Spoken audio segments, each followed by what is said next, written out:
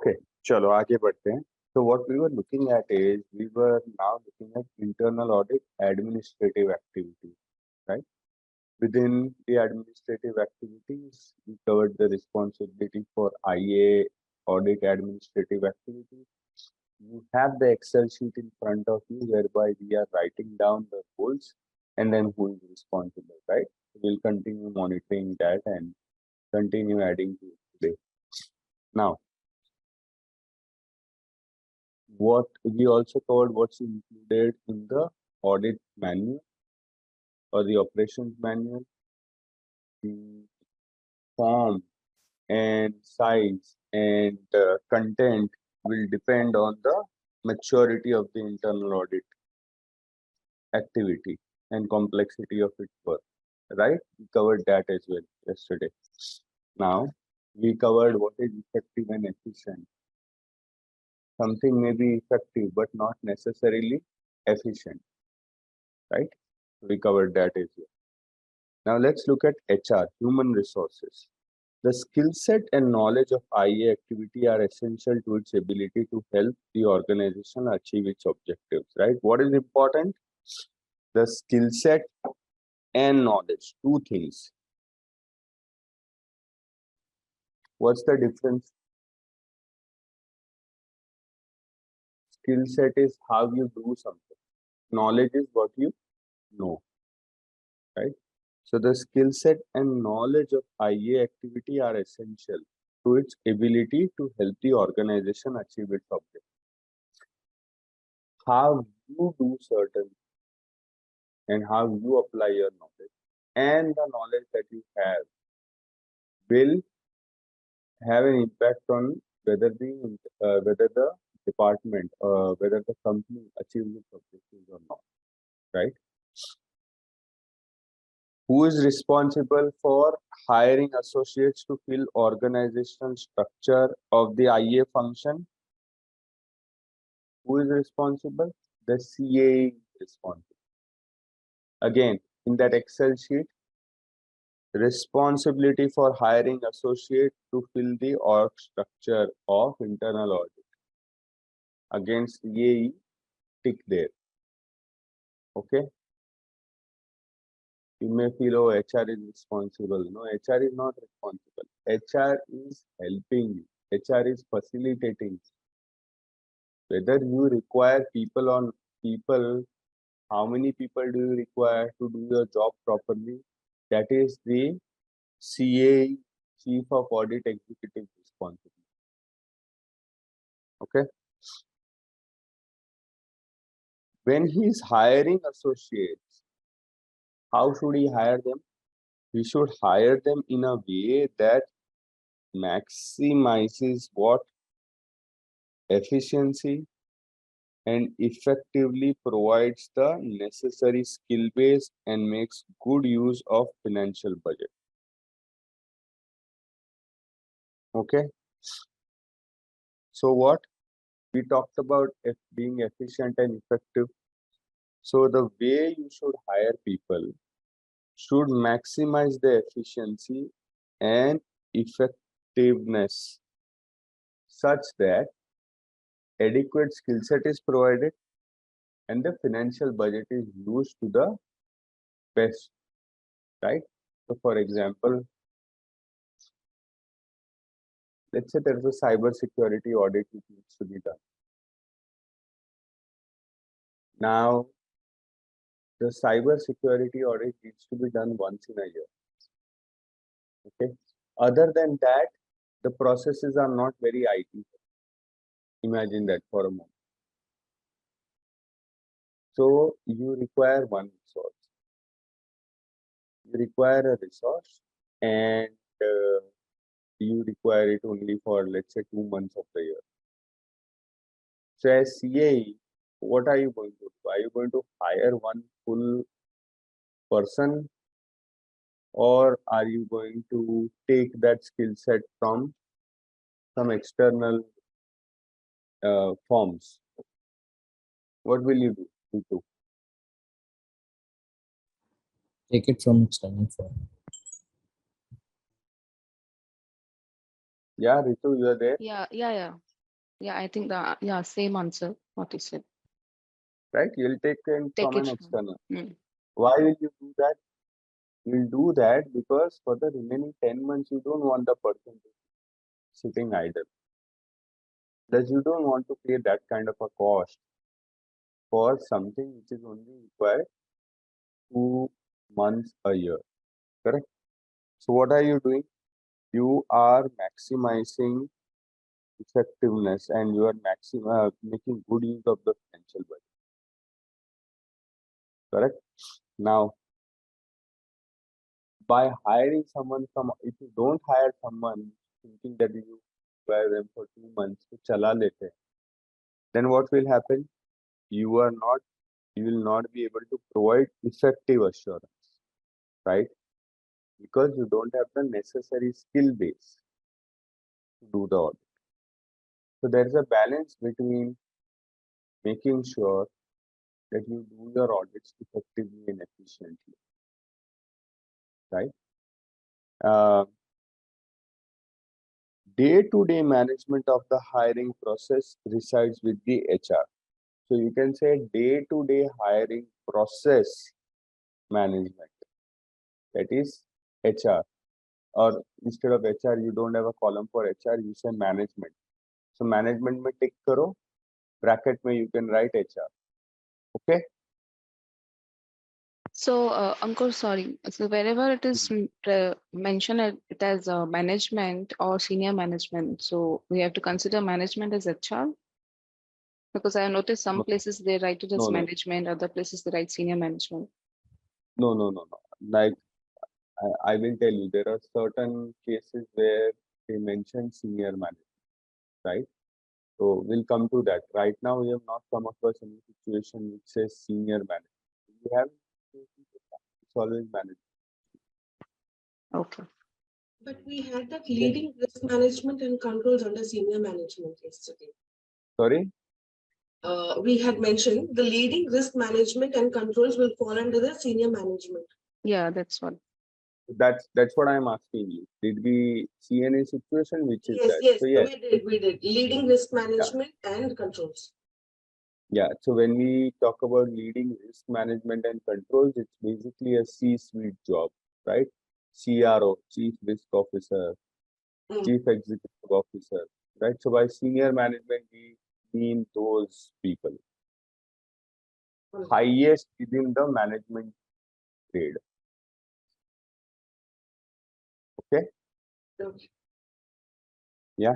And in this particular case, when you mentioned Ritu that does management mean HR? No, I mean in this particular case, it is HR, Okay. right? It can be procurement, it can be sales, whatever, depending on the example that is given to you. But the point is, in this particular case, it is the HR department, and that's where I said, okay, make it management and write HR in bracket. Is it clear? If it would have been a sales example, I would have said stick management and bracket में sales. Okay. So it depends what is the scenario during that point in time. Yes, Yeah. of course. Okay. What is the example? उसके basis पे the point is this is a activity, day-to-day activity for HR, hiring, uh, you know, conducting interviews, first level of interviews, or conducting inquiries. That is an HR job. Who is ultimately responsible for hiring? That is the CAE, right? How does it work? Even in your department, if you think about it, right? Let's say a finance head or the CAE, he determines what kind of skill sets he requires. Based on that, he is the one who who sends the requisition against the approval that he has already got, and then directs HR to find out this kind of a person for you. HR then facilitates it, correct? On a day-to-day manages that whole process of interviewing, onboarding, looking at the background of the person, so on and so forth, right? Tomorrow, if the department strength is not complete, or there are people, there are vacancies within the department, then who will be responsible, who will stay responsible for giving the assurance that yes, my work is complete despite not having a person? It will be the head of audit, correct? So that means what? Audit committee ke paas when he goes, the audit committee will be like, okay, you said you wanted 2 people, you don't have 2 people. How are you continuing those audits? How are you able to manage without 2 people less? Correct? Why are they asking him and not the HR? They are asking him because he is ultimately responsible for hiring associates. Right? Why? Provide the necessary skill base and make use of the financial budget so that he can maximize efficiency and effectiveness. Correct? But he will be helped by HR. So that's the difference. Is it clear, everyone?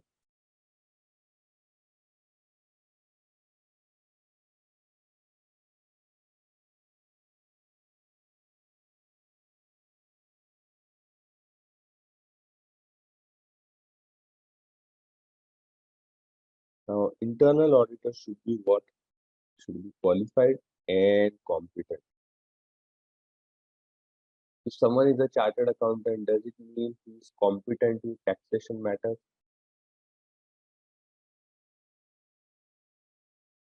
Yes or no? No, right? Not necessary. If someone is competent in taxation matters, does it mean he's a chartered accountant and can sign the balance sheet or tax returns? No. So, two separate things. But the internal auditors have to be both qualified and competent. Okay. Because the selection of a superior staff is dependent on the ability to evaluate applicants, selection criteria must be well developed.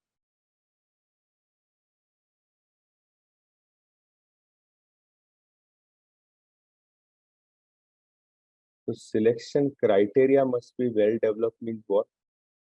How am I going to hire people? Or sorry, what sort of people am I going to hire? Those criteria should be very clear, right?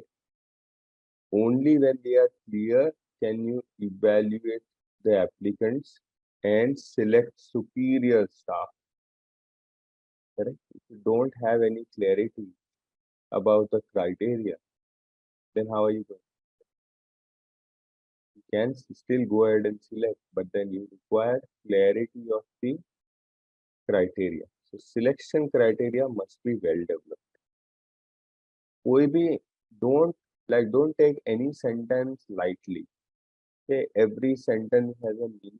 You have to pause thoda, think about it, and then don't study it in a hurry. And I hope that by going through all of this, slowly you guys are getting. Yes, everyone.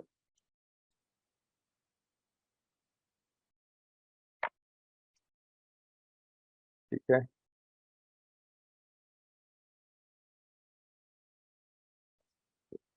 Now, appropriate questions, forms should be prepared in advance to evaluate, among the other things, the applicants. What should we evaluate? Technical qualification, what's the background, personal appearance, so on and so forth, right? And if you see, there are certain soft skills also which are mentioned. Maturity, persuasiveness, self-confidence, intelligence, motivation, right?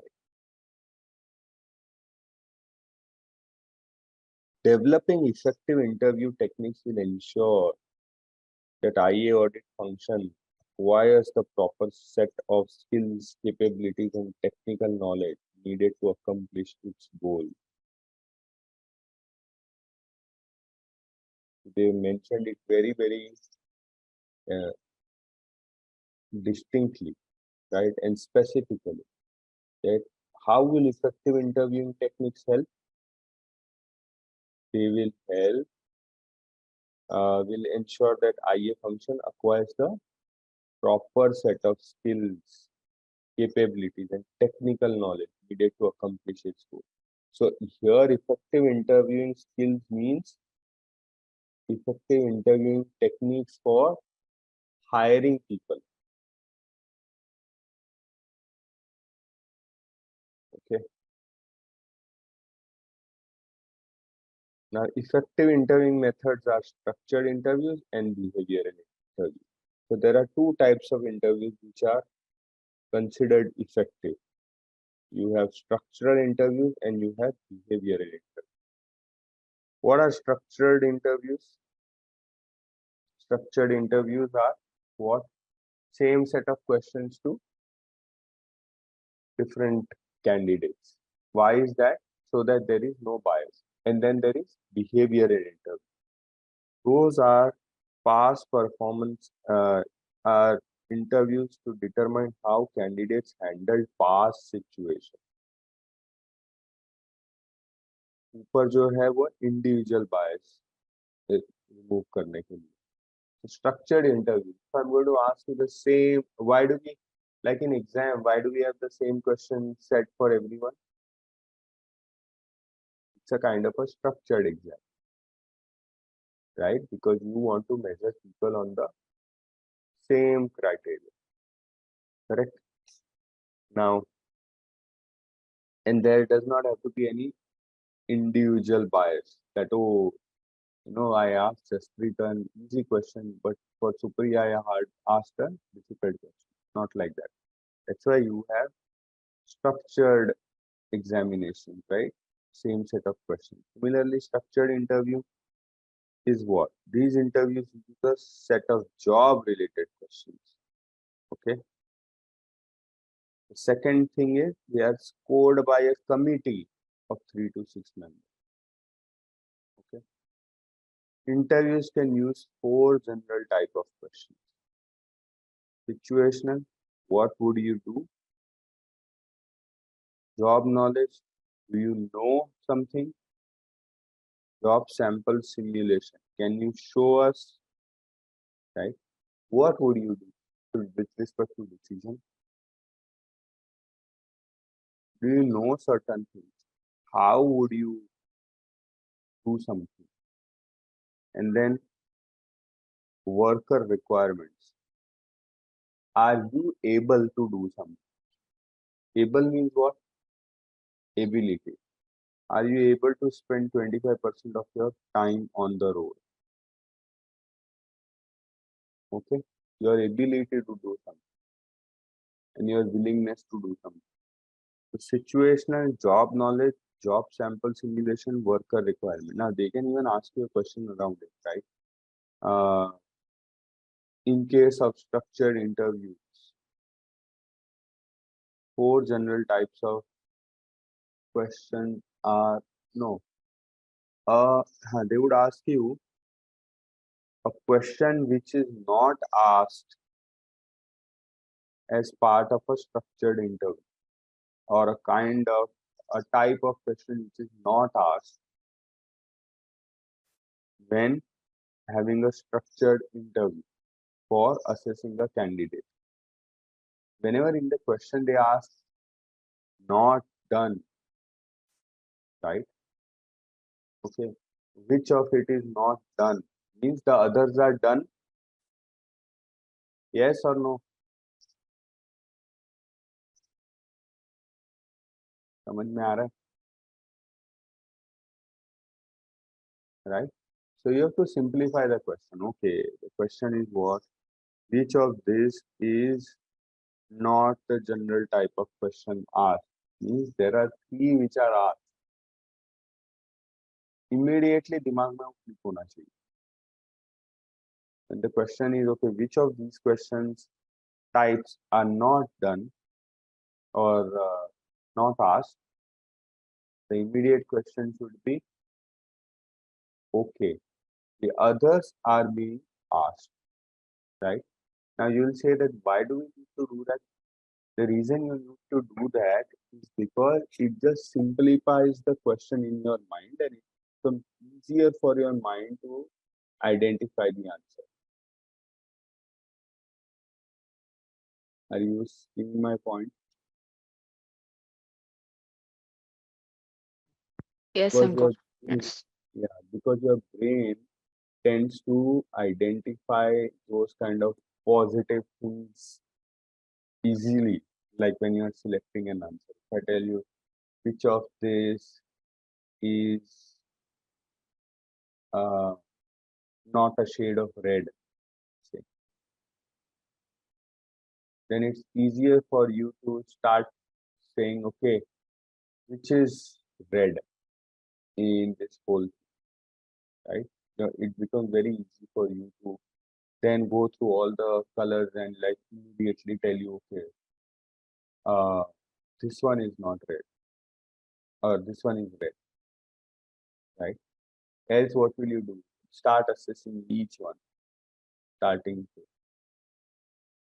Similarly, just simplify the question in your mind. Which type of a structured interview is not generally used by interview? Okay, and then they can be like job knowledge question, type, situational type, worker requirement, employee specific, or some nonsense like that, right? Then you should be like, okay, within structured interview, what kind of questions they generally ask? They ask situational, what would I do? How do I do it?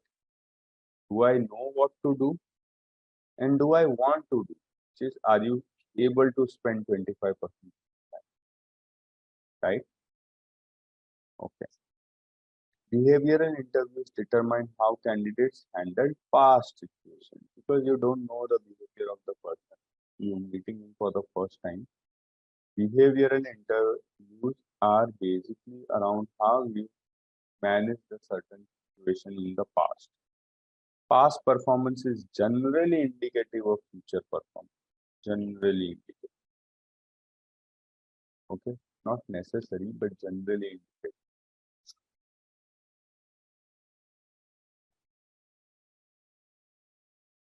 Now let's look at stakeholder relationships. Ankur, just a clarification. Yeah, So, what is the difference between that situational and the behavior interview here? These both are similar, right? the situational is what would you do if you saw two people arguing loudly in work area? This is a hypothetical question, Okay. So right? this will not come You under set up a behavior. no, wait. This is basically you are simulating a situation. You are saying, imagine two people are fighting. Imagine two people are fighting on your team. Imagine the client is you. What would you do, right? And behavioral is more around past performance. Okay, tell us what. Tell us about a situation where you were challenged for the observation and how did you deal, right? So behavioral in this particular scenario is more around what actually happened, more factual. This situational question is more to do with hypothesis. अगर ऐसा हुआ, then what will you, right? Yes, yes, Ankur. Thank you. Yeah. Stakeholder relations, very important. Internal auditors, if you have to be effective, if you have to meet your goal, you must build and maintain strong, constructive relationships with managers and other stakeholders within the organization, right? You must. It is not a, it is a compulsion. It's a very, very important skill to have maintain and build strong constructive relationships. Who are key stakeholders? Board of directors, audit committee, management, external auditors, shareholders, regulators. These are your key stakeholders. What does it require? They require conscious, ongoing focus, right? To do what? To ensure that risks are appropriately identified and evaluated to best meet the needs of the organization. Okay, so you should have a conscious and ongoing focus.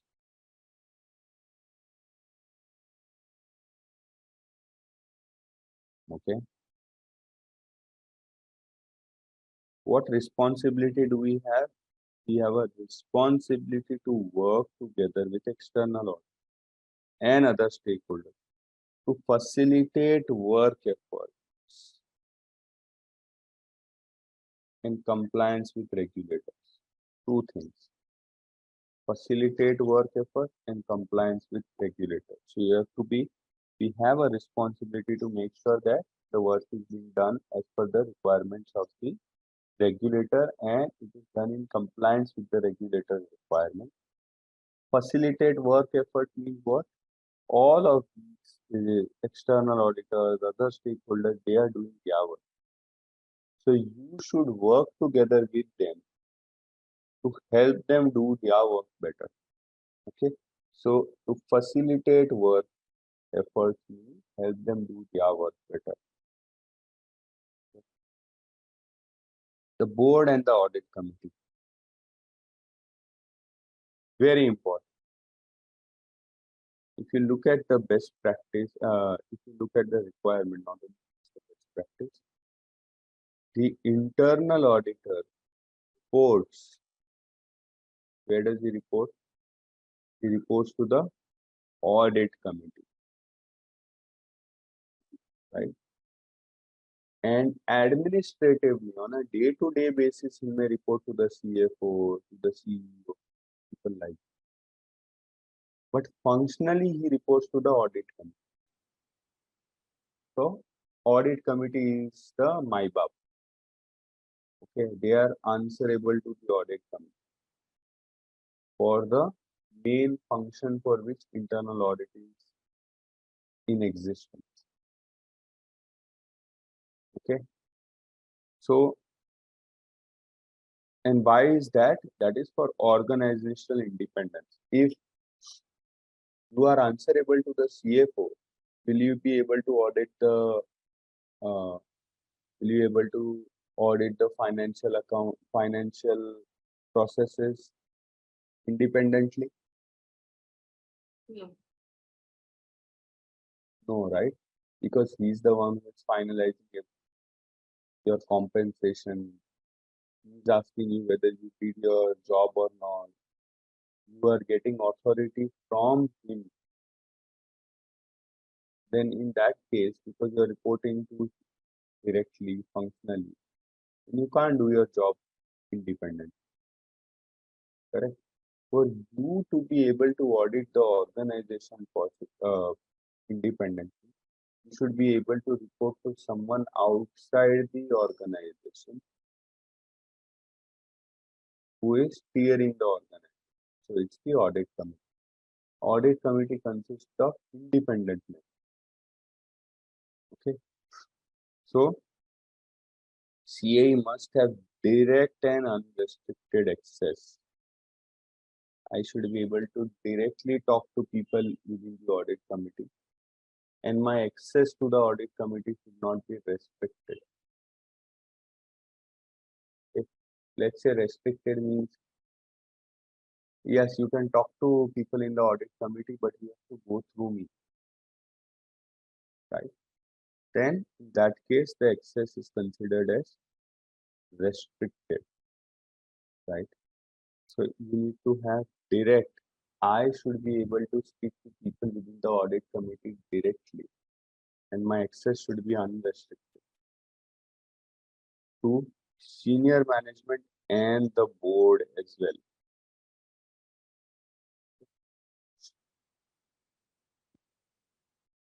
According, the CA should report administratively to senior management, functionally to the board. This is what I was telling. Now, what is the board? It's the highest level governing body, charged with the responsibility to direct and or oversee the organization's activities and hold senior management accountable. Therefore, board is a catch-all term for highest governing body of the firm. Right? Now, within an NGO, it can be the group of trustees. That's it. Okay. If it's not known as the board, they may be known by a different name. Correct? But the point is, who or what is considered as a board is a group of people who are responsible for steering the organization and then providing oversight. And I give this example to all my students. Imagine there's a group of senior people standing on the top of a large bungalow. Okay. And they are the ones who are watching. Or imagine people, let's continue with this example. And they are the ones who are watching far and wide and saying, okay, that's the direction we need into, right? Or they are looking upon a group of people down who are doing various activities. Okay. And they are the ones who are steering, okay, now build that, then do this. What about this? What happened to this? You're supposed to build that. What happened to that? Right? So imagine that group of people. That is the board. Now imagine on the ground, there's a group of people who is actually building the stuff. Right? That is the management. Imagine another set of people which is managing each of these groups on the ground. That is senior management. Right?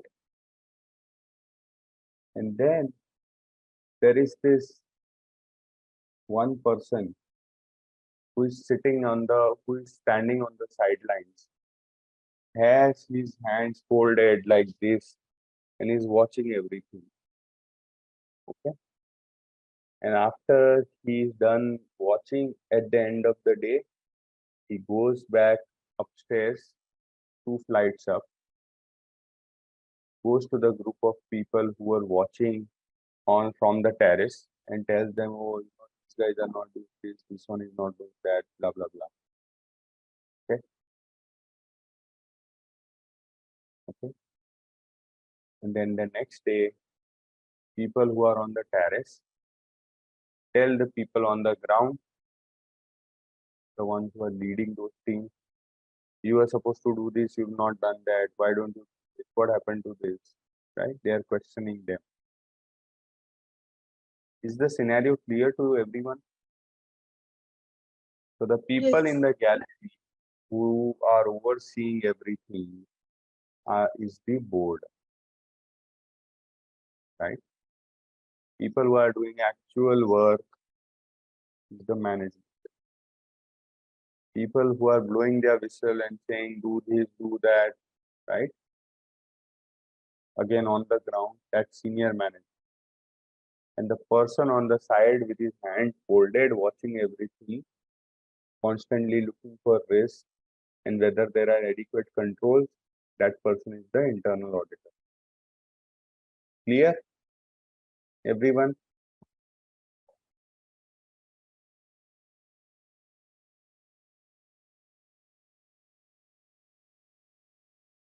Okay.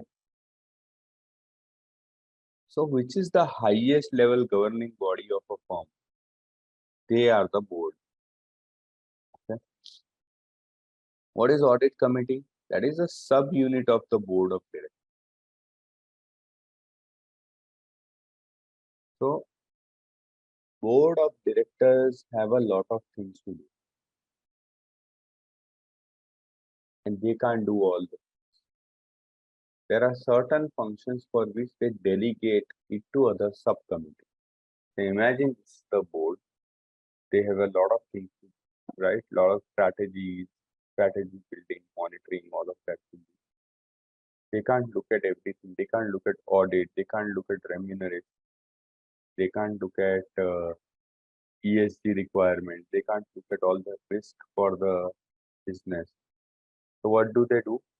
They say, yeah, we are 10. Okay, let's make another committee of 3 people who will just focus on audits. That becomes the audit committee, right? Compensation is very important. And it's important that we give compensation to the senior executives such that it is in sync with the expectation from the senior manager, right? So let's have a separate compensation committee, correct? Risk management, of course, is a very important pillar, and we require to constantly look at the risk and monitor them and question the senior manager. So let's have a risk committee consisting of these 5 people, right? Who is ultimately responsible? The board is ultimately responsible, right? But what do? They sort of within from themselves, they make these other smaller committees to look into various aspects. Now, not every member of the board is necessarily qualified to serve on audit committee. Okay.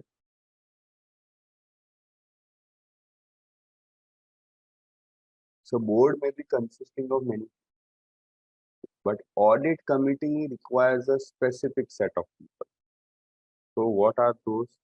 Some jurisdictions have imposed the following significant restrictions on the membership of the audit. If you want someone to become part of the audit committee, then they should not be the employee of the organization, except in his or her capacity as a board member. What? Except being the capacity of a board member, he should not be an employee of the organization. You want to be part of the audit committee. Now, why is that?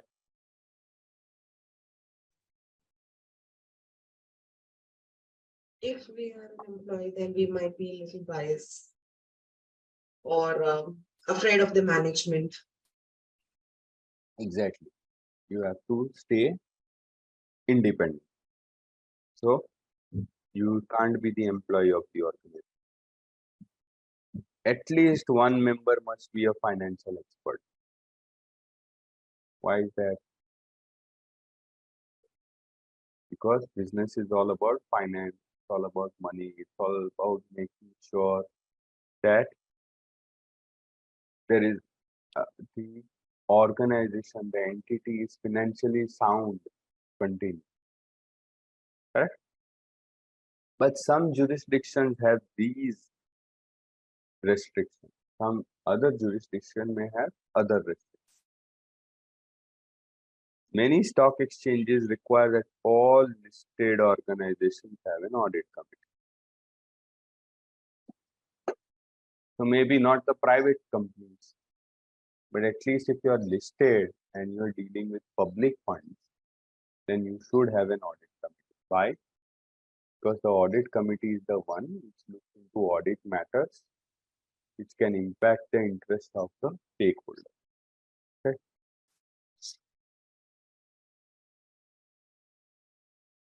To avoid creating, this is important, to avoid creating conflict between CU and the audit committee, CAE should request board establishment of policies covering IIA activities relationship with the audit committee.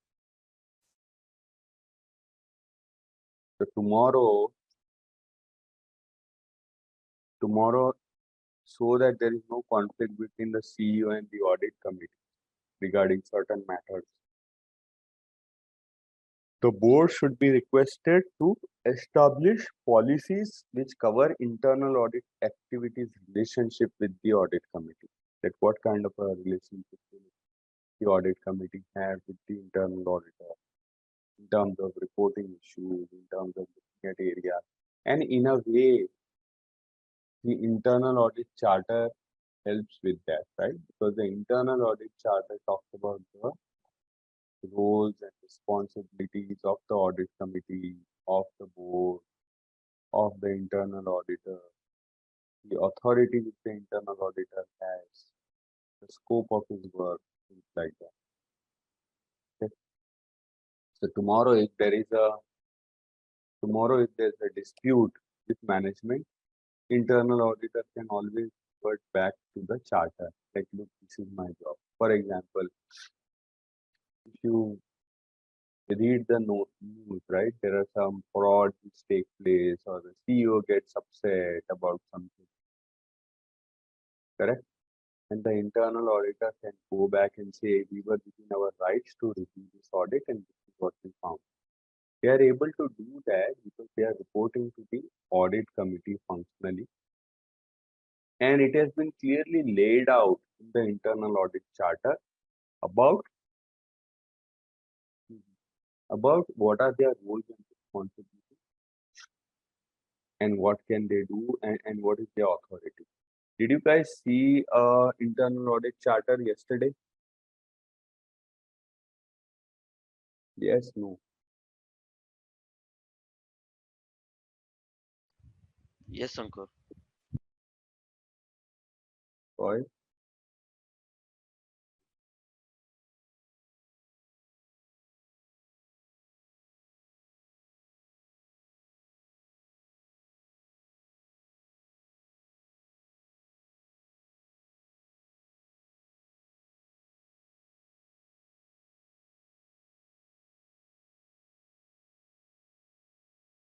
Can you see my screen?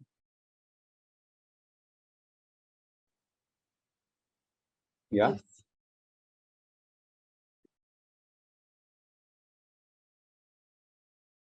This is the template, the position paper है ये IA charter का. Okay.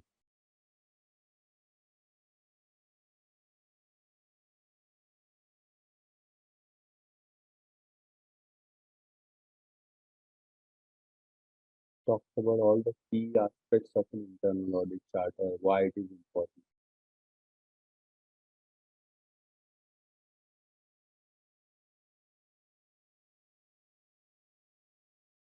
See,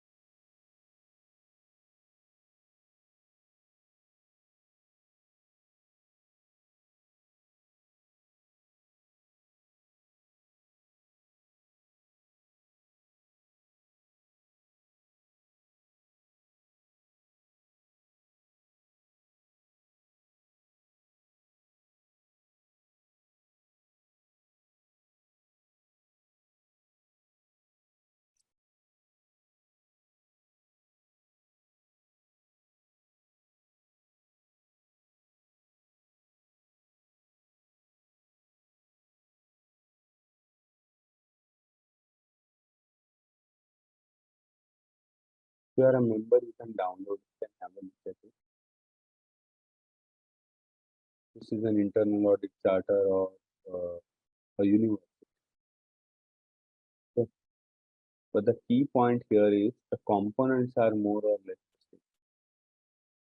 There's a purpose, professional standard, authority, organization, independence, planning, audit report, so on and so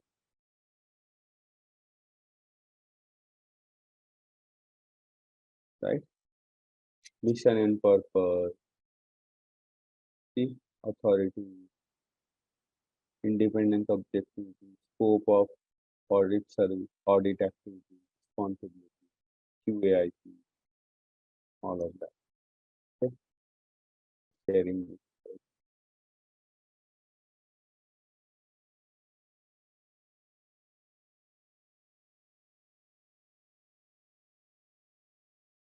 Got it, guys?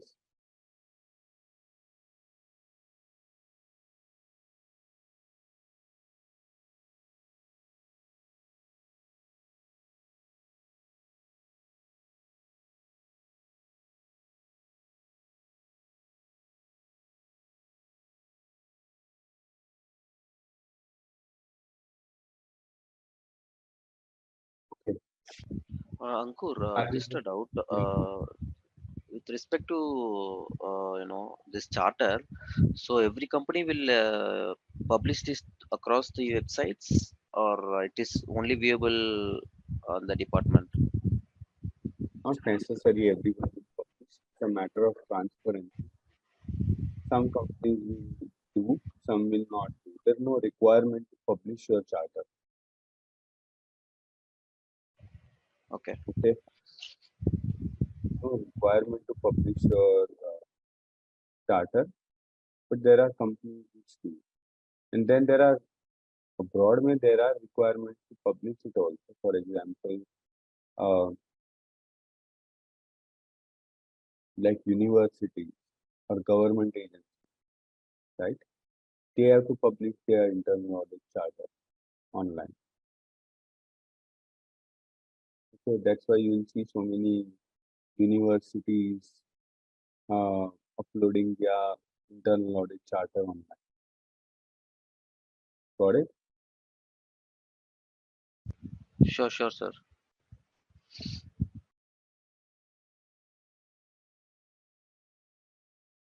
Is my voice low for everyone? Are you able to hear me clearly? Hello? Keep thumbs up, Yeah, please. Ankur, it's little low for me also. Is it? What about others? Not from me. It's okay. Okay.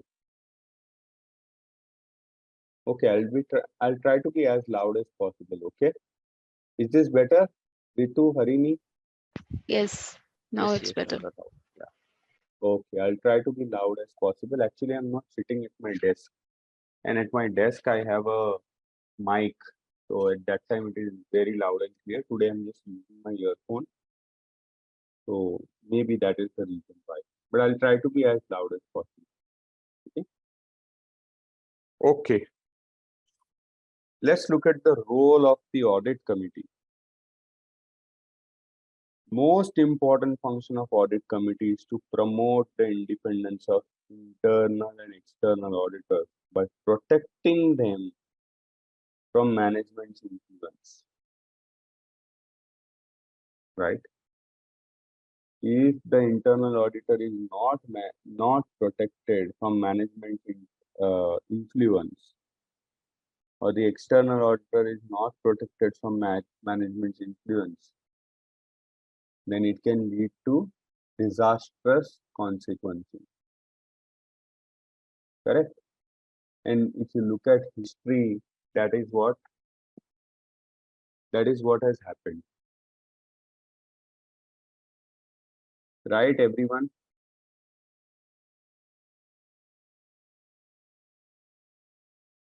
Can you provide us an example, any case that has happened?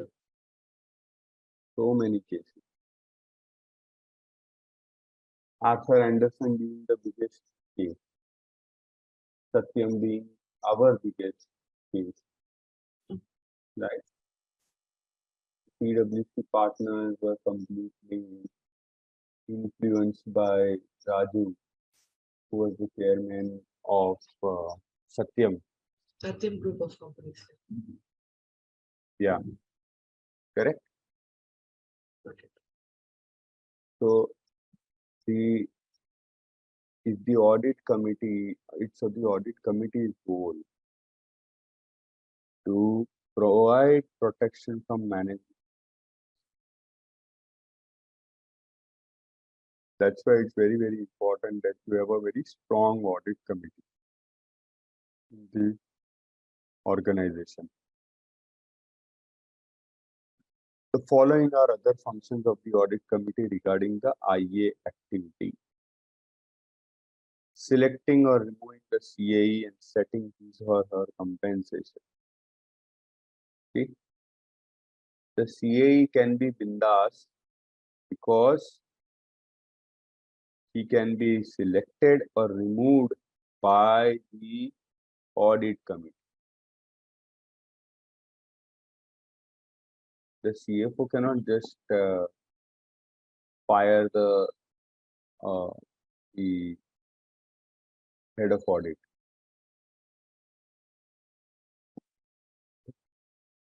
The internal audit charter is approved by the audit committee.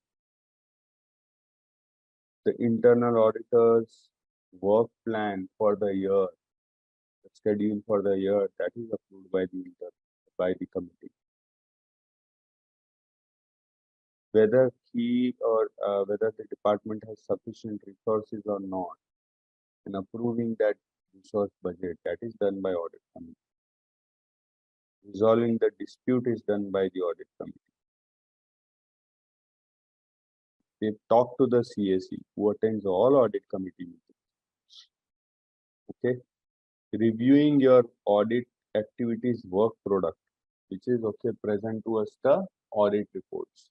Let us look at what we've done.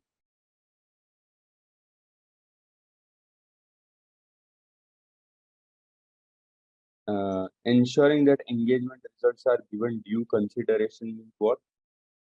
Let's say I did an audit and I found that the procurement department is horrible. Procurement process is very. And the audit committee makes sure that the engagement results are taken seriously. Right? And management takes a stock of what is happening. We will be the ones who say, okay, the auditor came up with these issues. What do you have to say? When will you say? Right? And then management comes and presents what we are going to do, blah, blah, blah, or this is why it happened.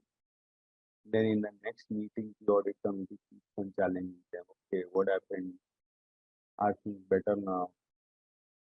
Did you address these issues which were identified by the audit department? Right?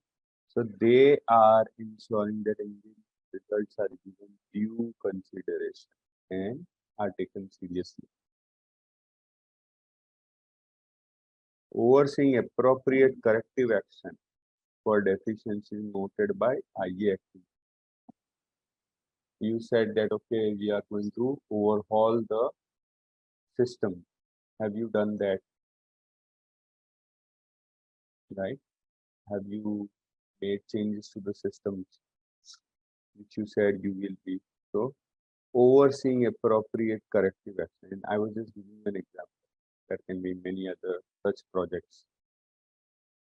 Making appropriate inquiries of management and the CAE to determine whether audit scope or budgetary limitations impede the ability of IIA activity to meet its responsibility. So asking questions of the audit committee and the management to make sure that auditors have adequate resources to do their job properly. Because if they don't have enough resources to do their job properly, then they will not meet the objectives.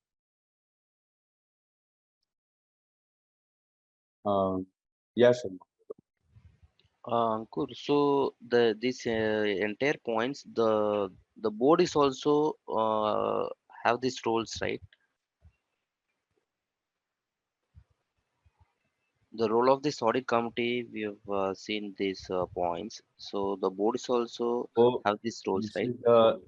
is the board's responsibility, right? Ultimate board's responsibility, and board gets these things done by Delegating. delegating these Okay. activities to the audit committee.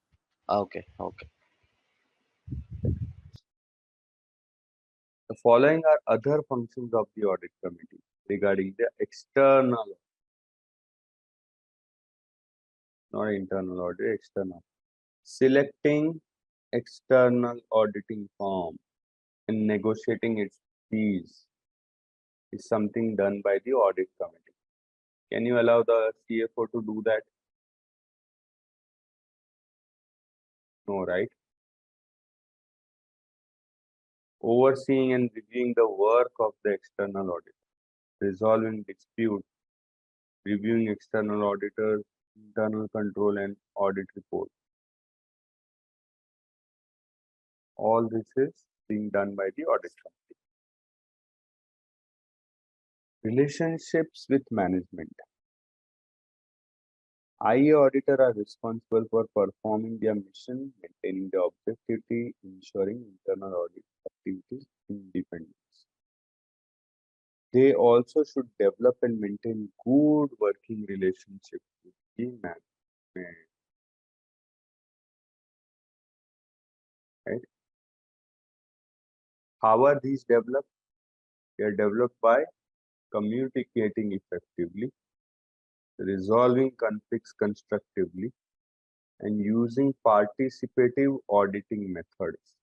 Participating audit methods in which the management also participates in the audit. For example, you ask the management to submit a list of issues which are already open, which management is already aware of, right? And then in the report, when you are reporting on those issues, you clearly identify you clearly mention this has been identified by management. So what happened? Strengthening of the controls has now become a participative.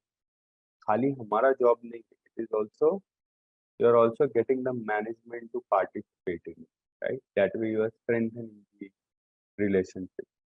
Communicating effectively में क्या आ गया? Listening properly, giving them the respect, sticking to the timeline, right? Sticking to the plan, getting their feedback about how you are doing, like that. That's all. Good communicating effectively, resolving conflicts constructively. If there are conflicts with the management, how are we going to construct? Okay, what do you mean by constructive resolution of conflicts? Constructive resolution of conflicts means resolving a conflict in a way that it is beneficial for both parties and it is not characterized by saying that you are like this, or you did not do this or you did not do that. Correct? Many a times people say, "Arey, my boss is very good." Constructive criticism. What does constructive criticism mean? He's not making it personal and he's not like, "Tu aisa hi hai, you are like this, you are silly, you are not punctual, don't do your work properly." That's not constructive criticism. Constructive criticism is a way in which the other person understands that this feedback is important and this feedback is not about me as a person but about some of the things and how they impact the object, right? So a good boss would be like, look, this is what you did. That does not make you a bad person or that does not make you lazy, right? But he shows you how it impacts the project. And then he also offers to help you to resolve that problem. That is constructive criticism. Clear, everyone?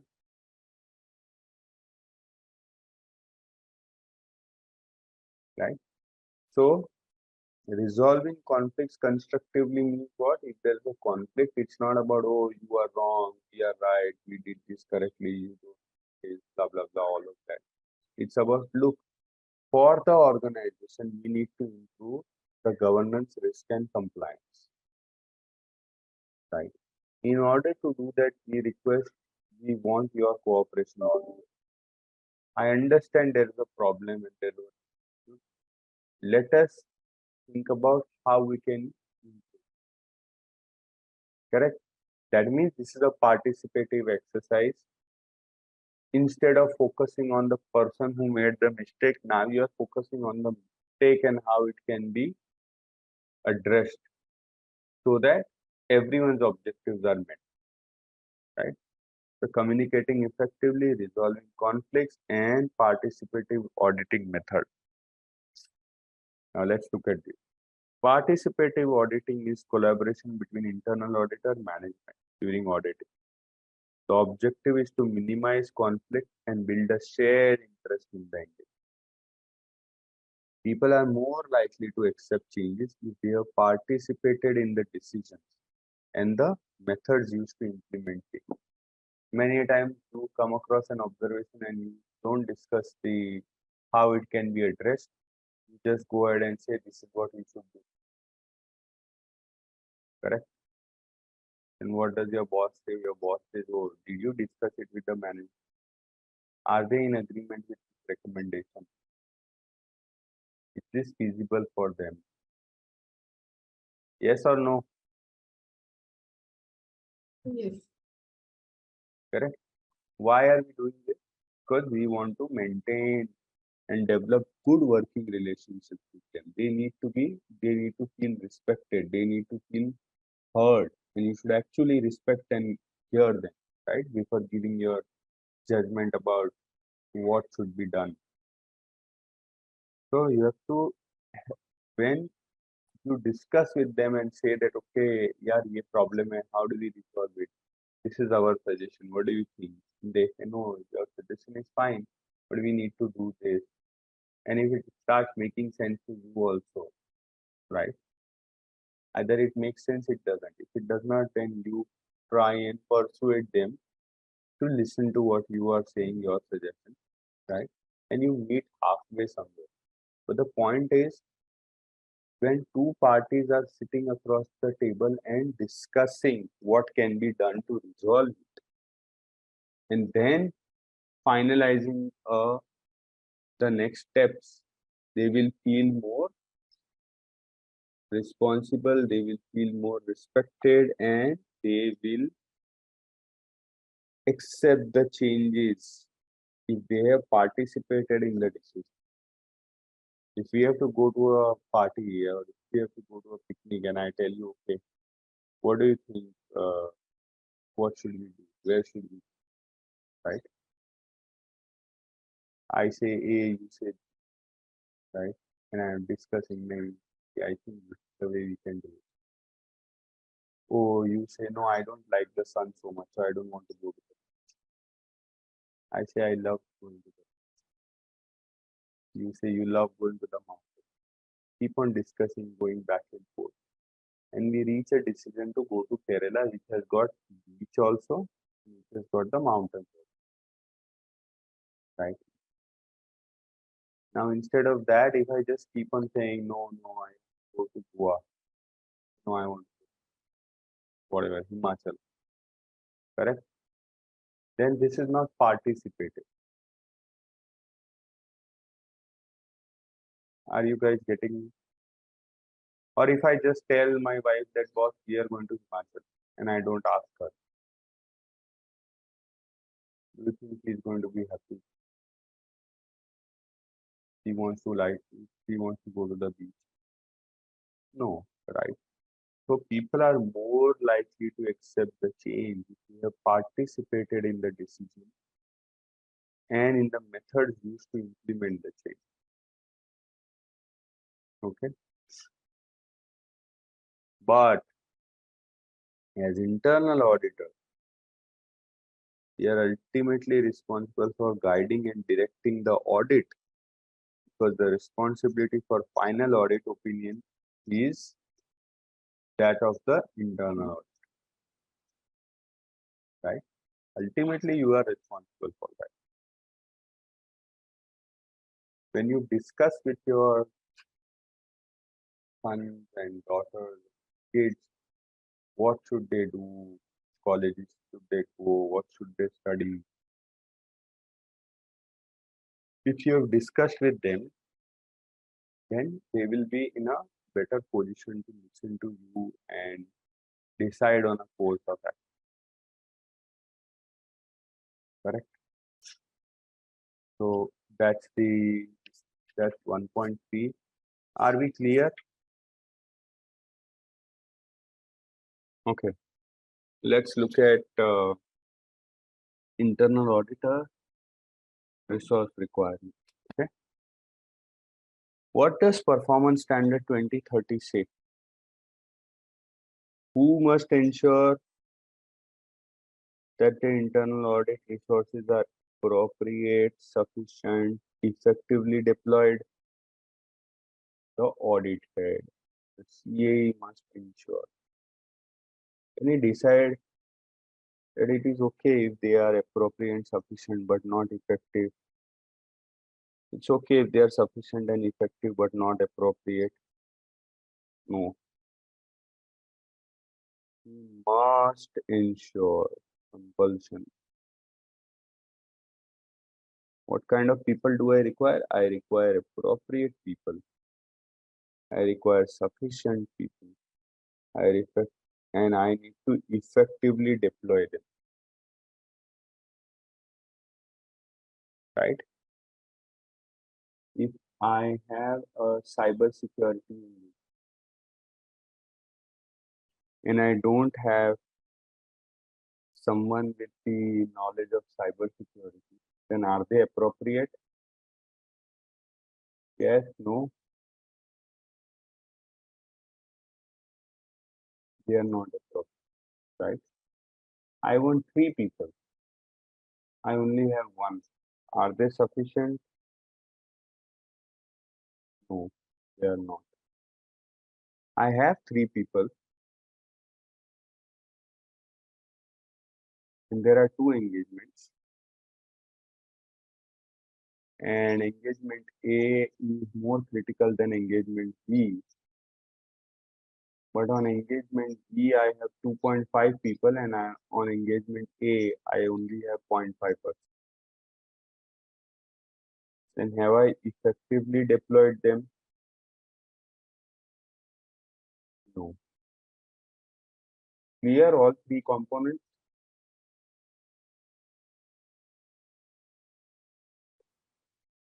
Right? I should have the right kind of people. I should have enough people, and I should effectively use them. And all of this should be done by the head of audit. Interpretation. See, appropriate means refers to the mix of knowledge, skills, and other competence. Sufficient refers to the quantity.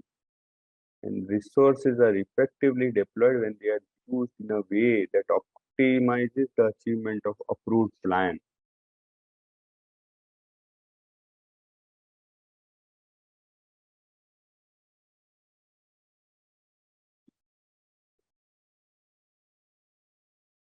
Managing internal audit resources. Okay.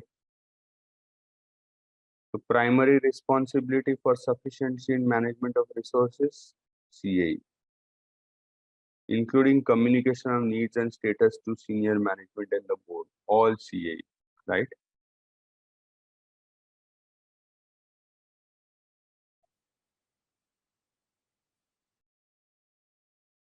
Senior management and board ultimately must ensure that the adequacy of resources, because the CA is not directly able to hire and the board sets the budget. So who is ensuring adequacy? Senior management and board.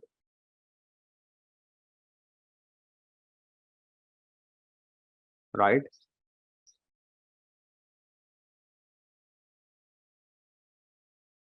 Sufficiency and management of resources, that is CA is responsible. Management of resources means what? Their training needs, their performance appraisal, their deployment, all of that is the CA is responsible. But board and senior management should make sure that the CAE has adequate resources. Okay. Now, when you say resources means what? Employees, service providers, financial support, IT-based audit methods. Resources में सब आ जाए. It's not just about people. It's also about the tools. Okay. Now, how can I determine whether I have sufficient resources or not? And whether they have been allocated properly or not. So that will depend on various factors. First, communication received from the management and board about what needs to be covered, what does not need to be covered, or things like that. Information about ongoing engagements. Consequences of not completing an engagement on time, the criticality. Knowledge, skills, and competencies of the internal audit staff. Right?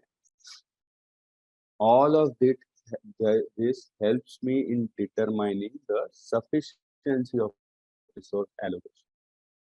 Okay. If there are more critical engagement than the other, then I will deploy my resources there. Okay.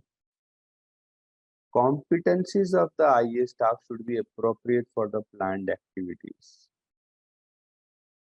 Competencies means skill sets, right? For the appropriate plan,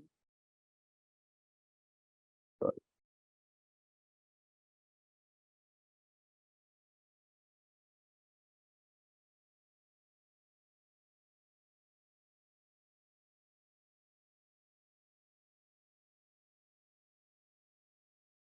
what do you mean by competence? The ability to do something successfully or efficiently.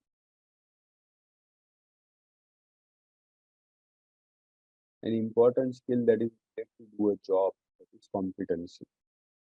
So the competencies of the staff should be appropriate for the planned activity. The thing I talked about, right? Cyber security audit. If you don't have that competency to do a cyber security audit properly, then you need to get that competence from somewhere, right? And it should be appropriate for planned activity. You can't get an IT auditor to audit the financial statement. Correct? What does the CAE do? He may conduct a documented skills assessment based on the needs identified in the risk assessment and the audit plan. And the risk assessment that he does and the audit plan he prepares, he determines that yeah, these are the audits that I need. I need to do 10 types of IT audit. I need to do 5 types of financial audit. I need to do 7 types of operational audit. Then what kind of skill sets do I require for that? And what kind of skills the current team members have, right? If I have 10 out of 17 audits, all IT audits, and I have only 2 IT auditors, and then remaining 12 are all financial or operational auditors, then there's a mismatch, right? So I need to do a documented skills assessment.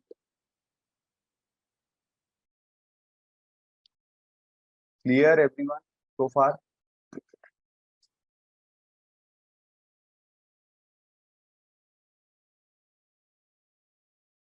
Sharma, Ravi, Dilkush, Harin.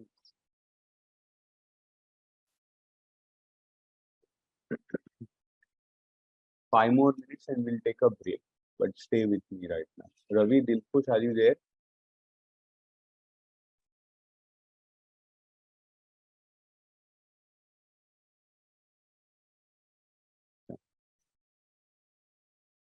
A job description summarizes the duties and qualifications required for a job. Properly formulated job descriptions provide a basis for identifying job qualifications such as training and experience. They also facilitate recruiting the appropriate. So why do you require a job description, right? First of all, And what does it have? So job description basically summarizes the duties and qualifications of the person. And it facilitates recruiting the appropriate internal. When it is clear that what should be the qualification and duties of the person that we want to hire, and it will help hire the appropriate IIA staff with the necessary attributes for the planned activity. Correct? That's why you should have a proper description. In order to make sure that the resources are sufficient for the audit activities, what does the CAE consider for resource planning? He looks at the audit universe. What is an audit universe? An audit universe is the list of entities which the internal auditor has to audit. Right? He may not audit everything within the internal audit entity,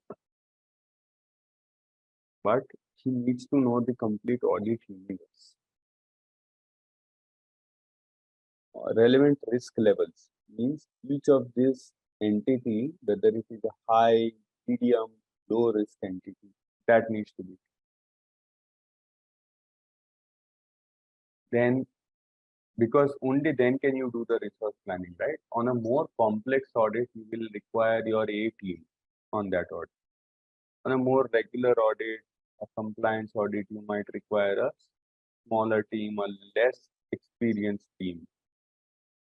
I mean, having adequate experience overall, but let's say a lot of people have lesser experience and it does not require as much experience to do that particular audit, then you can deploy them, right? So you need to know the risk level.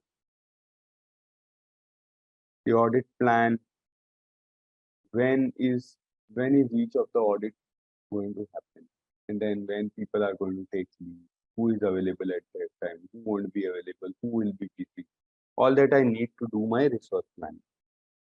Coverage expectation. What is the scope?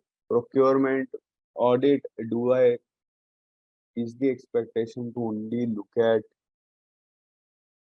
the purchase order approval process?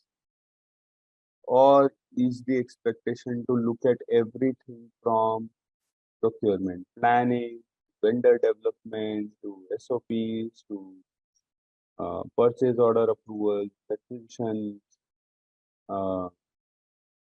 material resource planning, all of that, right? So that will also tell you that will also help you with resource planning. And an estimated of unanticipated activities. When you are making a plan, you know that, okay, every year around 400, 500, or let's say 1000 hours of consulting work comes my way from management. Then you might require 1000 hours worth of a resource, right? Let's say you have 3 resources. So total kitna ho gaya? 4500 hours is available. But based on your experience, you always end up with, let's say, 5500 hours. So you have 1000 hours is the shortage, correct? For unanticipated work. That means you will require 1% more. So an estimate of unanticipated activity is important for resource planning as well. Okay, let's pick up from the next paragraph in another 7 minutes. 8:35. Yes. Everyone. I hope everyone is. Are you enjoying the session or is it getting boring? Can you tell me? No, it's going fine, sir. All good, guys? Everyone? Yes. Yes, Yes, yes, fine. Yes, all of course. It's going fine. Yeah. ठीक है चलो. Okay. Let's meet in 5 7. Effectively deployed. How do we effectively deploy people? We assign qualified auditors to the work. We develop an appropriate resourcing approach. How are we going to resource? Are we going to hire internally? Are we going to promote internally? Are we going to hire external agencies to do our internal audit work? If we are going to hire external agencies for doing our internal audit work, when do we hire them? For how many hours? How many? What are our policies around that, right? And what should be the org structure? Who reports to whom? And what are the various levels in the department? Things like that.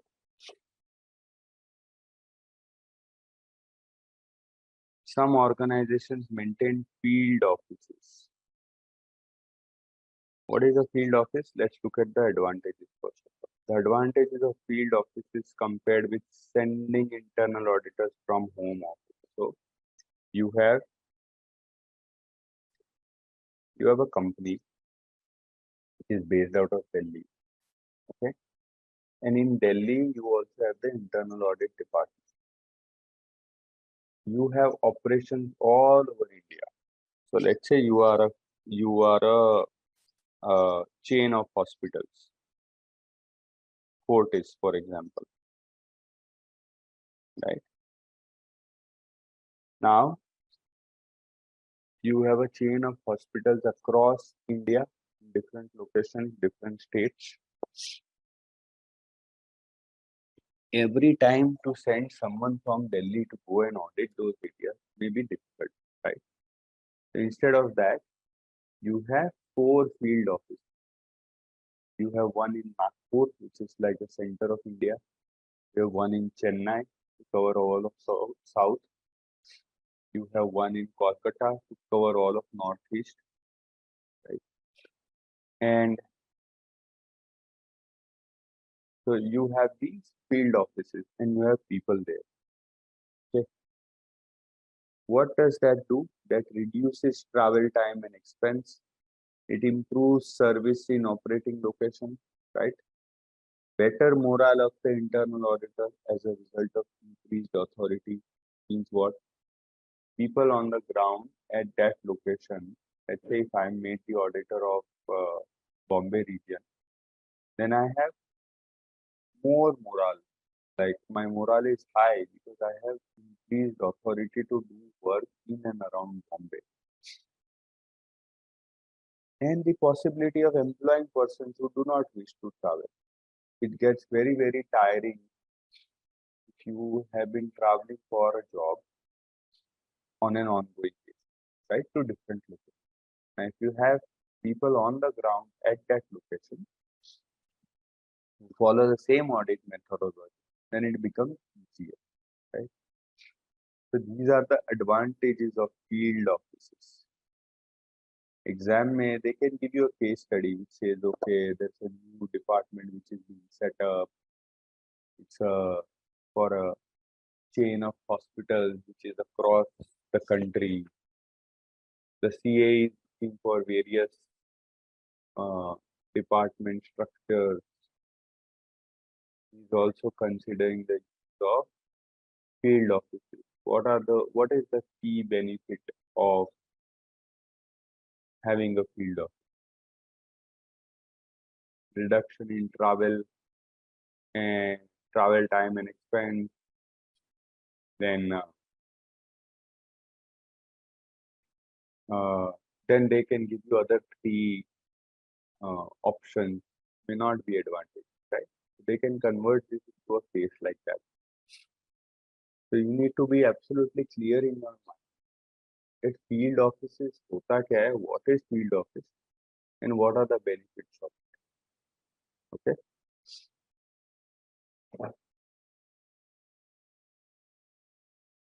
Now, यहाँ पे दिया नहीं, but if you think about it, what are the disadvantages of field office?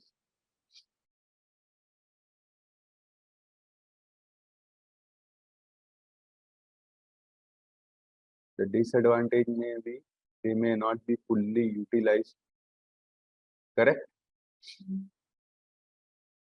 Yes or no?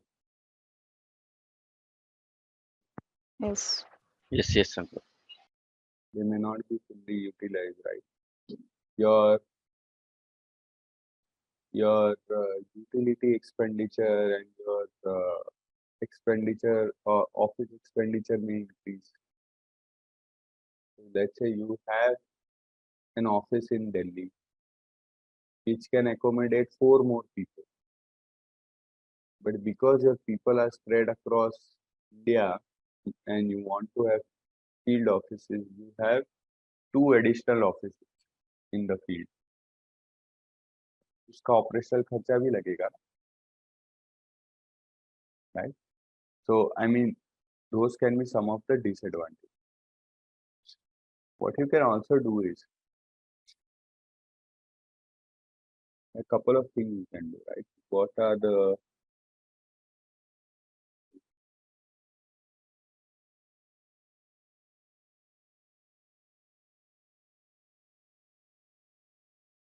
point I'm trying to make is to research.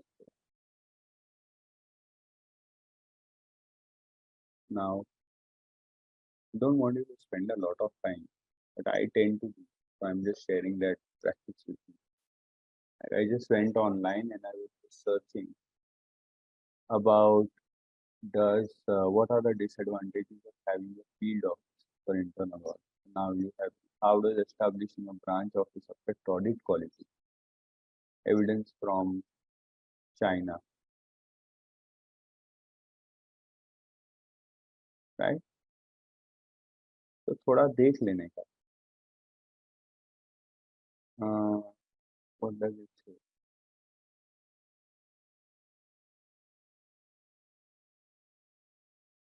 Conclusion.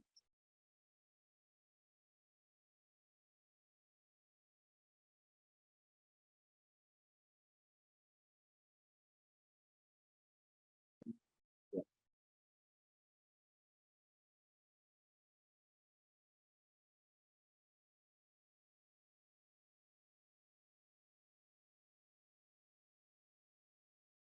I don't rely on chat GPT so much because many a time उसका answer जो होता है ना कभी कभी गलत होता है. But some of these points are relevant. Increased communication challenge. Field offices are typically located in remote or decentralized locations. Communication may be a challenge. Limited access to resources. Field offices have limited access to resources such as technology, data, subject matter experts. Then the main head office, right?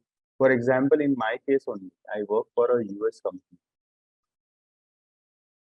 I work in their corporate audit department and I lead the audits for India. And I also participate in global audits. So in a way, it's a field office for them, right? Now, when they are having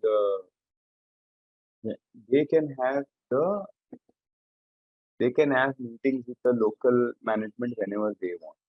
I can't do the same, right?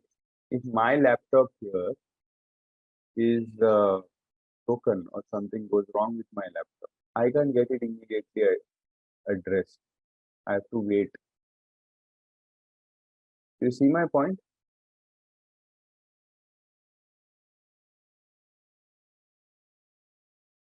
And the moral of the story here is that you have to approach the material from different angles. They have talked about the advantages of field offices, but they did not talk about the disadvantage of field offices. So thoda you have to pause and also think and apply, okay, advantages के बारे में बात करें, are there any disadvantages? When you do that, you challenge yourself to think about other things. That you challenge yourself to think about the subject in a bit more granular detail. Okay? And that leads to better absorption of the material. Now, when selecting appropriate staff, what should we consider? Complexity of the engagement, experience level of the auditors, training available resources. appropriate audit staff which is relevant for the work job on hand. तो इसके लिए क्या देखना पड़ेगा? How complex is that job on hand, right? Or the engagement. What is the experience level of those audits? Do they require any training? And who is available for it? Those are the things.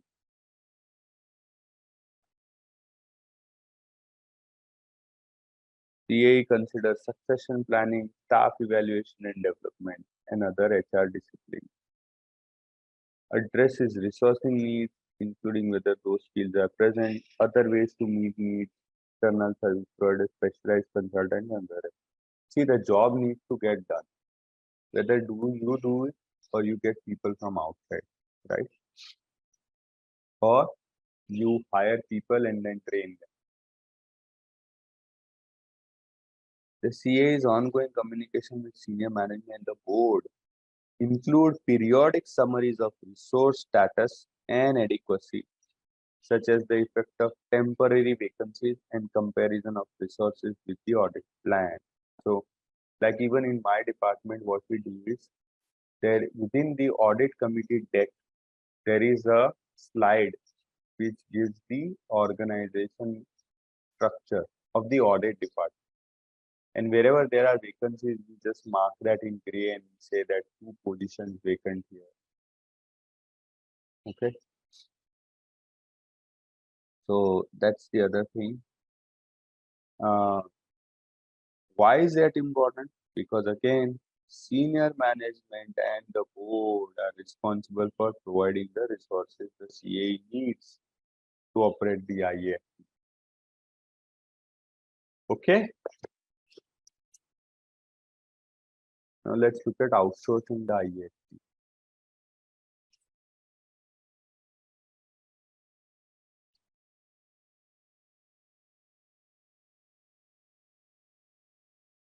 Organization's governing body may decide that external service provider is the most effective means of obtaining internal audit.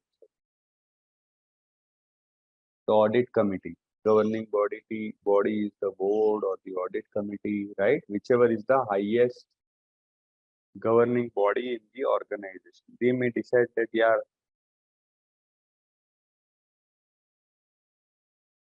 there are advantages of having an external service provider as our internal auditor, right? Instead of having an internal auditor, like instead of hiring a full-time internal auditor and having an internal audit department, we will outsource this whole function to an external service provider.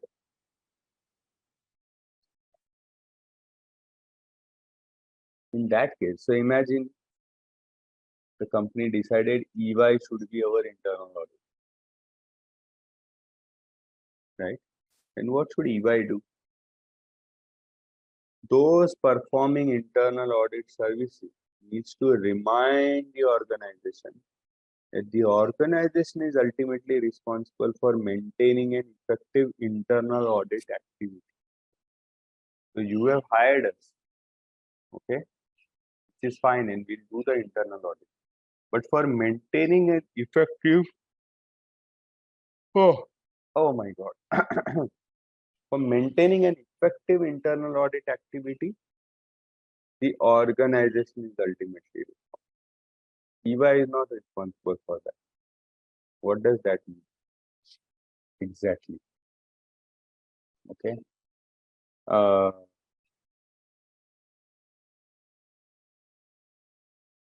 Need to remind the organization that the organization is ultimately responsible for maintaining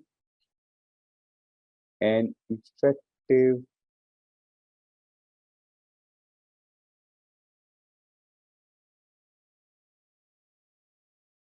internal audit activity.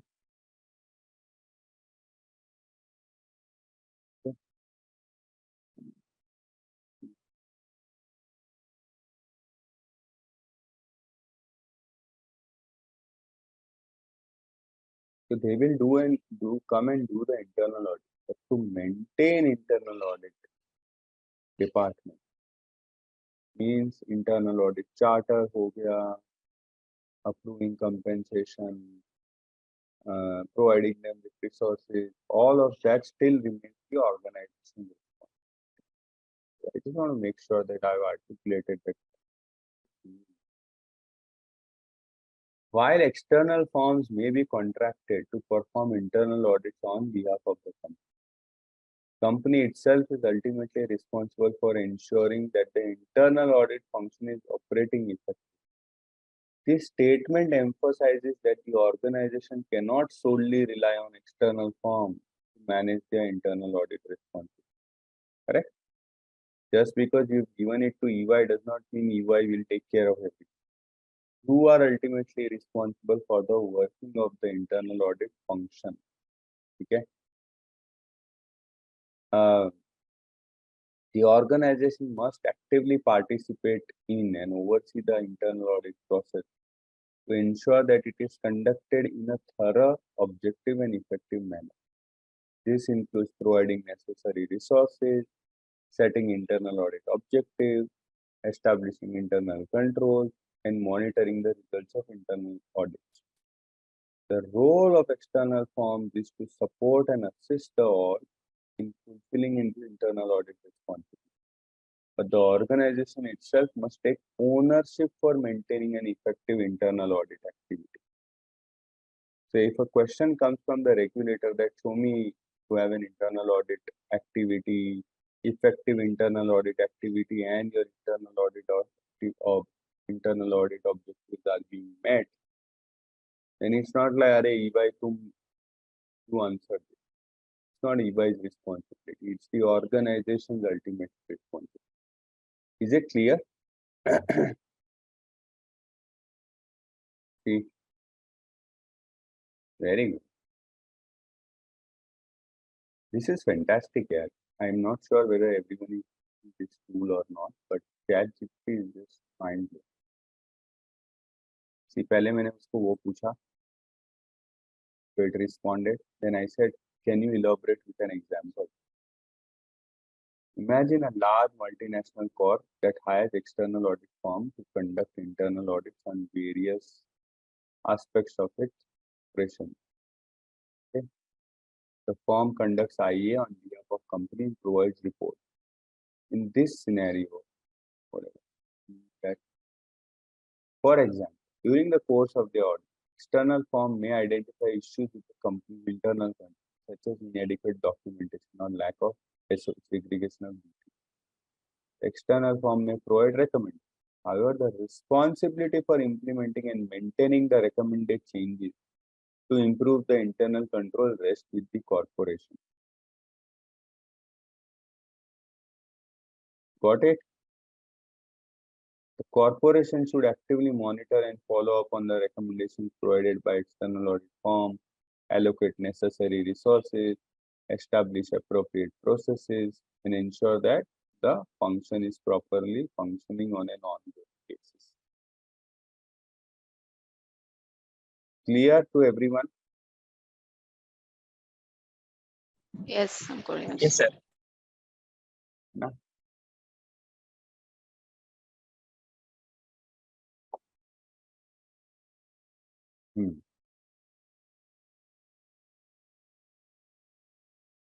So responsibility for maintaining internal audit activity, likho, and then on the right hand side under board, tick mark. Board has responsibility for maintaining IIA activity and cannot pass this responsibility off to a third party.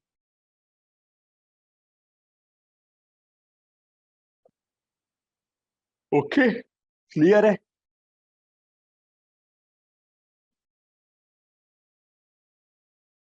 Yes. When an external service provider serves as the IIA activity, provider must make ये ठीक है. This responsibility is demonstrated through QAIP, Quality Assurance and Improvement Program, which assesses conformance with the code of ethics and the standards.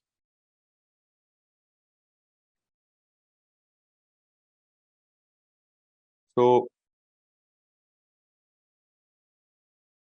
did the organization maintain an effective internal audit function or not? ये कैसे पता चले? When an external assessment is done of the quality. So even of the internal audit department, there is something called a QAIP, Quality Assurance and Improvement Program, whereby the internal audit function has this kind of a program to improve itself periodically, I mean constantly, right? Now, when you do this assessment in this as part of this program, you determine whether the audit objectives are being met or not, right? So through that, we will come to know whether the whether this particular 2070 standard, that is, org has completed its responsibility or not. According, though the IIA activity can be outsourced, the oversight and responsibility thereof cannot be outsourced. This is the important part. इसको someone can convert it into a case study and ask you, right? Tata Motors, there's Tata Motors is a company. They've hired excuse me, the board is considering setting up an internal audit department or hiring an external agency to do the internal audit. They decided that an external agency would be better for doing the internal audit because of so and so reason, XYZ reason, right? In the contract, the board also, in the contract with the firm, it is mentioned that the firm external agency will be responsible for oversight of the internal audit function. Correct? And then you may be given options. The board can outsource this responsibility as they have hired a third party. They have decided to a third party is capable of being responsible for such an activity. And then there will be one option which will say that the board always maintains oversight and cannot outsource the responsibility for oversight to third party. See my point, how the questions can be asked.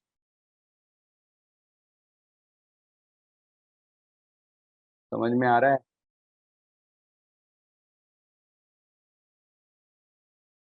Yeah? Okay. The QAIP program confirms that oversight and responsibility of the IE activity has not been outsourced and is a necessary component for IE activity to show compliance with the standards. So QAIP में when it is being assessed, तभी पता चलेगा that whether this responsibility is being properly fulfilled or not, or if there is a gap there. Okay. Let's look at 28. Coordinate.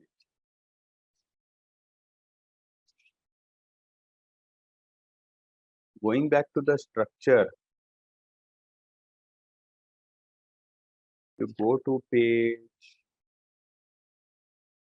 13. Within internal audit operations, they have divided it into an introduction. Then what are the administrative response activities? What are the relationships? How do you maintain those? How do you handle resource requirement? And now you come to coordinate.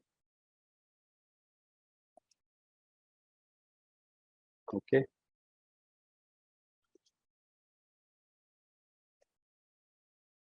And then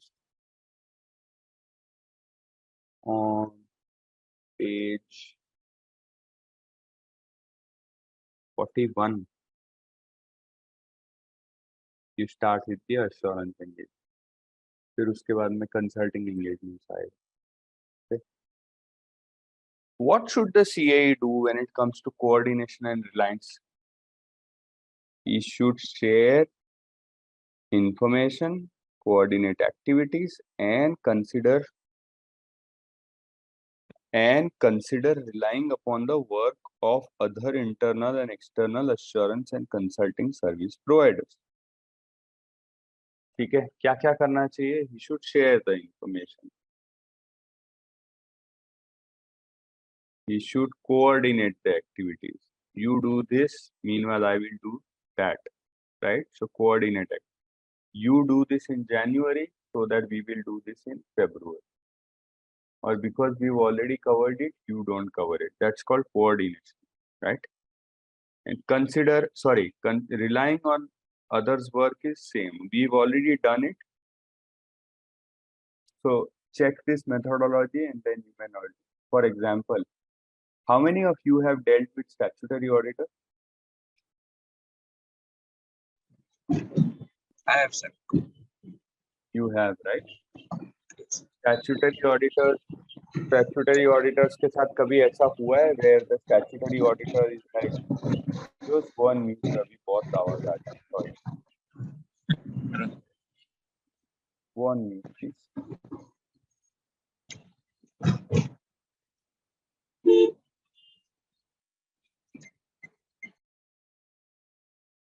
So statutory auditors India में इतना नहीं होता है, but abroad में ये होता है. If the statutory auditor assesses that we are going to take 2,000 hours for this particular audit, right? Then they can work with the internal auditor and say that, look, we are going to test this 100 control. Can you test this 25, 30 for us in this particular methodology? Okay. And as a result of that,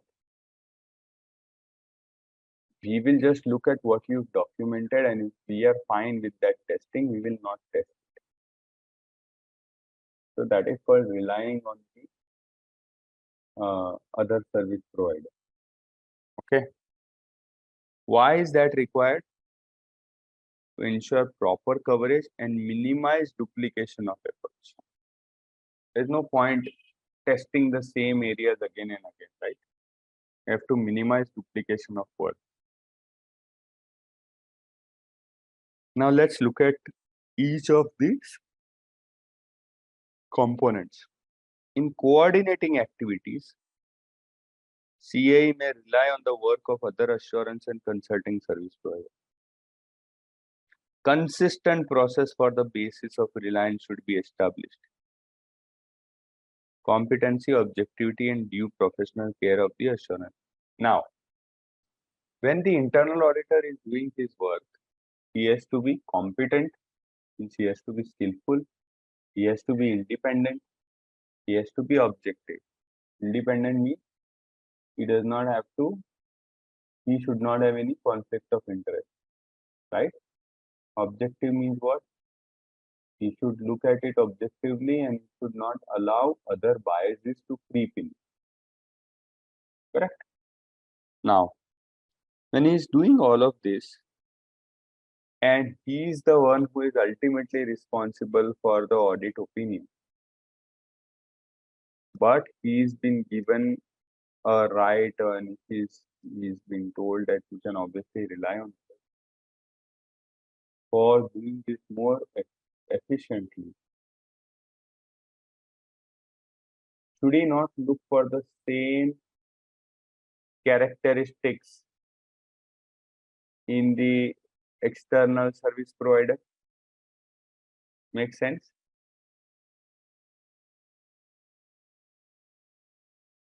Yes or no? Correct, na?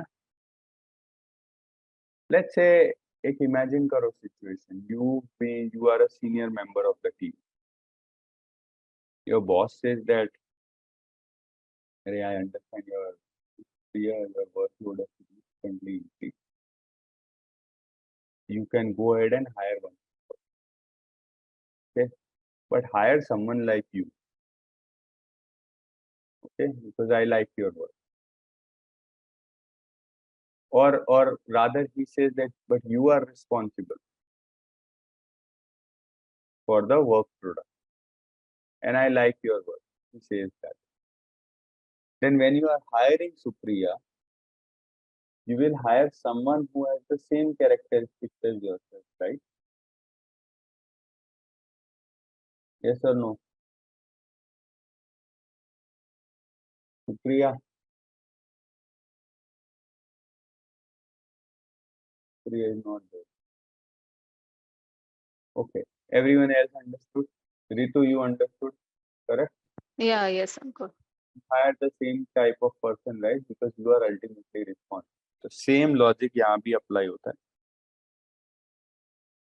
CAE should consider competency, objectivity, and due professional care of the assurance and consulting service providers. Are these people competent? They have the competence. Are they independent? Hope they don't have any relationship with people in the management, right? And for the basis of Reliance, whether I agree with them, whether I can rely on them or not, that will be dependent on the consistent process for the basis of Reliance. I mean, that will depend on a process that I have laid out for assessing Reliance, for assessing objectivity, right? For example, I will be like, okay, external service provider, who all are going to be deployed on your teams? Give me their qualifications, give me a CV, correct? Please sign this declaration that none of your people are related to the management, right? This is to make sure that they are independent. Please change this team. This team has been doing this audit for 7 years now. We want a separate set of eyes to look at it, right? All of this is what? This is all assessment of objectivity, due professional and competency, right? Clear hai? So you need to set up these kind of processes to assess all of that. And then they have said in bold, Reliance is placed on work of others. The CA is still accountable and responsible for ensuring adequate support for conclusion and opinion reached by the IIA audit activity. Okay. Look, guys, it's already 9:20. There's 10 minutes left, but I'm a bit exhausted actually. I had a very late night yesterday, so I don't think I'll be able to continue right now for the next 10 minutes. Do you mind if we can leave early, because all this will take some time and I want to make sure that you understand first line, second line, third line very, very clearly. बहुत important concept है. Okay, Sure, so sure. let's continue Sure. next week, Yes. है ना? Because this will take time and I'm not in a position to give it my 100% right now. Okay, we will cover, but don't worry, we'll cover all of this next time. And we'll go through some examples, questions also. Mhm. Will give you an idea of what kind of questions are asked in the exam and how do you tackle them. So this will be the first set of questions. Now, once we do that, I want you to get into that rhythm of thinking like the exam and thinking on the same line of how to attempt these kind of questions.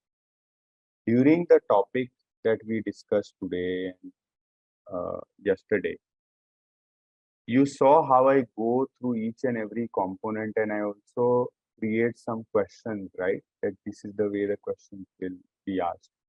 Is that helping you? Yes. Yeah.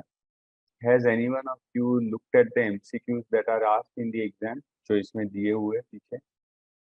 after every chapter. Yeah. So you can imagine, right, how the way IT is, how it is going to impact, how it is going to help you in the exam. अपने को उसी तरह से सोचना है. You don't have to just plainly read the material, but you have to think like that. Okay. What are the three things which the CAE needs to take care of? Okay, he needs to take. Rather than saying CAE needs to consider blah blah blah blah, then he needs to be this and blah blah blah blah blah. वैसे नहीं. Okay, what does he need to consider? Okay, he needs to consider these things. What do each of these three things mean? Okay, this means what's the difference between this cost and second thing, effectiveness and efficiency? You have to ask yourself these questions when you are studying, and I am asking it for you when I am teaching you, right? So एक level तो आपका हो गया. If you just during the week continue doing this on your own, trust me, you will get through. And it's not just about this exam.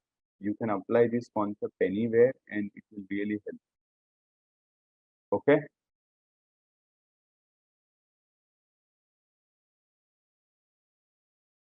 Chalo, great. Thanks a lot. We meet next week and have a great week. Please stick to your schedule. And if you cannot do 1 hour, do 15 minutes, do half an hour. But every day book लेके बैठना, ठीक है? क्योंकि एक break, एक के बाद, because if you've given yourself a pass yesterday, तो आज why can't you take a break today also? Today also you can give the same excuse, right? अरे नहीं यार बहुत काम था, I could not study. So don't give yourself that break. ठीक है? Yeah, Sharma, बोलो.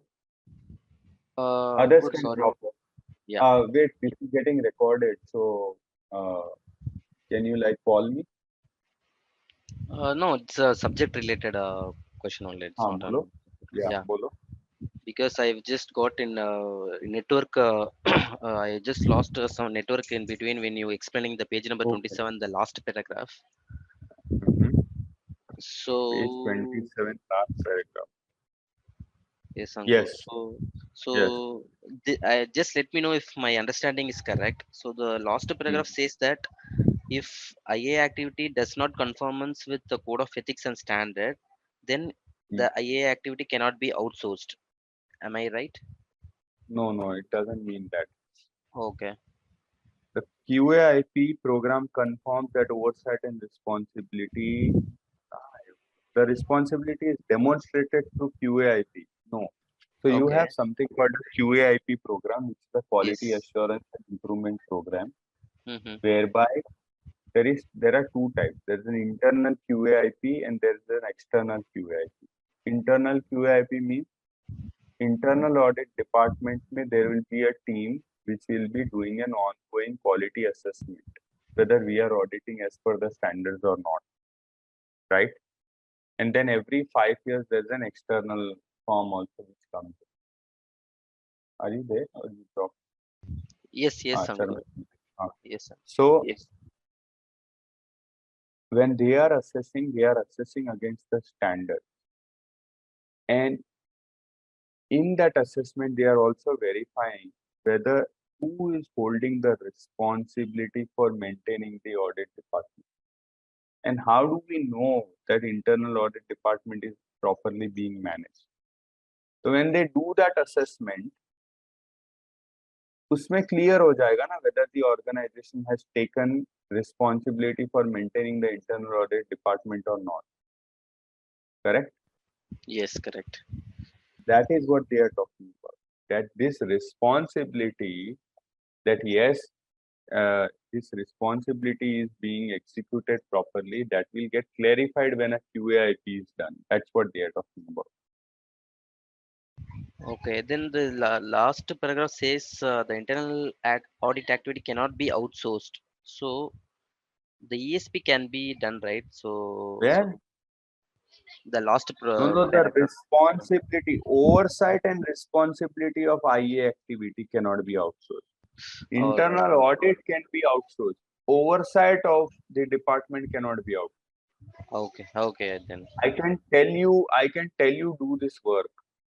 right? I can, let's say you are an external agency, I can tell you, yaar, ye audit hai, please karo. You can do that. Sure, then. But Yeah. I No am issues. ultimately responsible for that, for oversight of the internal audit activity as a whole. Do I have the adequate resources? What needs to be done? Which audit needs to be, which audits need to be done, right? What kind of a report needs to be presented, right? Whether I have adequate qualified people or not. So management of the internal audit activity, that cannot be outsourced. I can outsource the audits to be done. No, I समझ get रहे it, Ankur. Yes, yes. है ना? Regulations may say that internal audit activity should have this. That you cannot outsource to external agency. That you remain ultimately responsible. The organization remains ultimately responsible to the regulator to show them that, yeah, look, this is the way our internal audit functions. These are their responsibilities. These are that phase, that responsibility of saying that this is the way it works and we are in compliance and, you know, maintaining that internal audit department, that cannot be outsourced. Audits can be outsourced. No, I get it. Thank you. And Thank you so much. this thing the agency needs to clarify to the organization. Why they need to clarify? Because so that the organization is clear कि भाई ये अपना responsibility है. Just because EY is doing the internal audit does not mean that charter वो लोग बनाएंगे, they will take care of resourcing, they will take care of everything, and they will be the one answerable for the internal audit department. You see my point? Yes, Ankur, I get it. Answerable to the regulators, to the stakeholders, we will only remain responsible. That is what it means. Okay. Yeah. Yep. Yeah, Thank Ravi. Ankur sir, a small personal kind of question. See, I've joined in the middle of your paper 1, so I could not follow completely, and I was thinking to go through the offline lectures, and that also I could not do on time.